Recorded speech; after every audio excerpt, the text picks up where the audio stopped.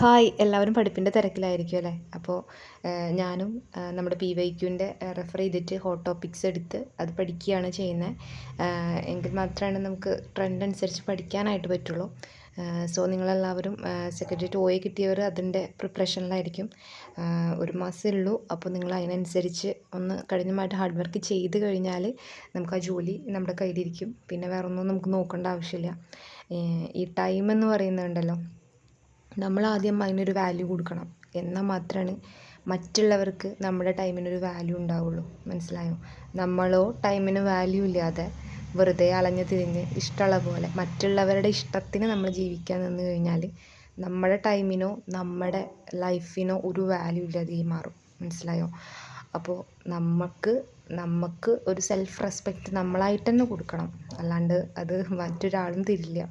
നമ്മളെങ്ങനെ നിൽക്കുന്നു, അതായത് നമ്മുടെ ടൈമിന് നമ്മളെങ്ങനെ റെസ്പെക്റ്റ് കൊടുക്കുന്നു, അത് ബേസ് ചെയ്തിട്ടാണ് നമ്മുടെ ആരായാലും നമ്മുടെ കൂടെയുള്ളവർ അതിനൊരു വില കൊടുക്കുകയുള്ളൂ. മനസ്സിലായോ? അപ്പോൾ അത് ശ്രദ്ധിക്കുക എല്ലാവരും. പിന്നെന്താണ്, എല്ലാവരും ടൈം കളയാതെ കിട്ടുന്ന ടൈം പഠിക്കുക. കാരണം എപ്പോഴും നമുക്ക് അങ്ങനത്തെ ടൈം കിട്ടിയെന്ന് വരില്ല. പല പല ഇഷ്യൂസ് കൊണ്ട് നമുക്കത് കിട്ടാതെ വരാം. നമുക്ക് പല ഇഷ്യൂസും ഉണ്ടാവാം അല്ലേ?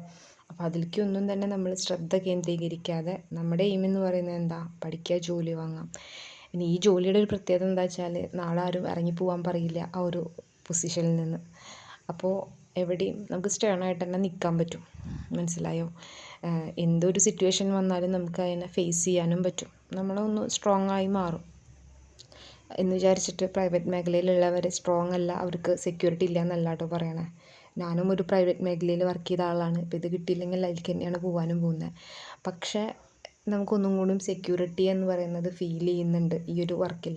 അത് മാത്രമല്ല, ഒരു എന്താ പറയുക, നമുക്ക് നമ്മളോട് തന്നെ റെസ്പെക്റ്റ് തോന്നും. ഇത്രയും പഠിച്ച് ഇത്രയും ആൾക്കാരുടെ ഇടയിൽ നിന്ന് നമ്മൾ ഒരു പൊസിഷൻ നമ്മളവിടെ വാങ്ങുമ്പോൾ നമുക്ക് ഉണ്ടാവുന്ന ഒരു സെൽഫ് റെസ്പെക്റ്റ് എന്നും കൂടിയും പറയും.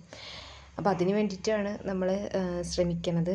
അപ്പോൾ ബേബീസും അതുപോലെ തന്നെ മറ്റുള്ള എന്തൊക്കെ പ്രശ്നങ്ങൾ ഉണ്ടെന്നുണ്ടെങ്കിൽ അവരെയൊക്കെ നമുക്ക് അവോയ്ഡ് ചെയ്യാൻ പറ്റില്ല, അത് ശരിയാണ്.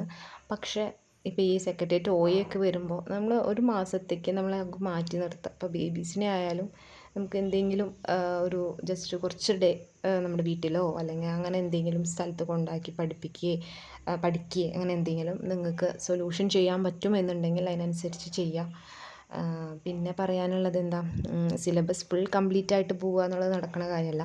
അപ്പോൾ സമയമില്ലാത്തവർ ഇതുപോലെ PYQ റെഫർ ചെയ്തിട്ട് ഓരോ മേഖലയിൽ നിന്ന് ഇമ്പോർട്ടൻ്റ് ആയത് ഏതാണ്, ഹോട്ടായിട്ട് വരുന്ന ടോപ്പിക്സ് ഉണ്ടെന്നുണ്ടെങ്കിൽ അത് A to Z കവർ ചെയ്ത് പോവുക. അത്രയൊക്കെയാണ് നമുക്കിതിൽ ചെയ്യാൻ പറ്റുള്ളൂ. അപ്പോൾ എല്ലാവരും ഹാപ്പി ആയിട്ടിരിക്കുക, കോൺഫിഡൻ്റ് ആയിട്ടിരിക്കുക. അത്രയേ ഉള്ളൂ. ബായ്.